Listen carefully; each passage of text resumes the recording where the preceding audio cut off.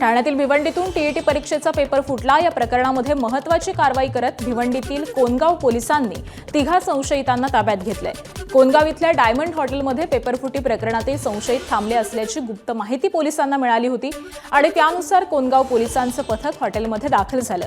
मात्र पोलीस पोहोचण्यापूर्वीच संशयित तिथून पसार झाले होते। यानंतर पोलिसांनी तपासाची चक्र वेगानं फिरवत सहार विमानतळ परिसरामधून 3 संशयितांना ताब्यात घेतलंय।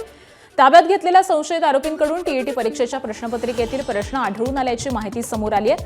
पोलिसांनी तिन्ही आरोपींना पुढील चौकशीसाठी भिवंडीत आणलेलं असून त्यांच्या विरोधामध्ये कोनगाव पोलीस ठाण्यात गुन्हा दाखल करण्याची प्रक्रिया सुरू आहे।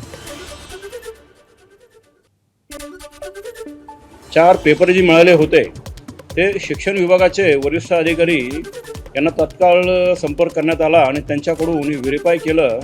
त्यांनी पण त्यांची जी सिस्टम आहे SOP आहे त्याप्रमाणे हे पेपर जे होते हे त्यांनी व्हेरीफाय केले आणि असं आढळलं की उद्या जी पेपर होणार आहेत त्या परीक्षेला येणारे हेच पेपर असल्याने खात्री पटली। त्यामुळे आम्ही 3 लोकांच्या विरोधात गुन्हा दाखल केलेला आहे। त्यांच्या अंगझडतीमध्ये उद्या होणाऱ्या परीक्षेला जे पेपर येणार होते ते पेपर आम्ही जप्त केलेला आहे। ABP माझा, उघडा डोळे बघा नीट।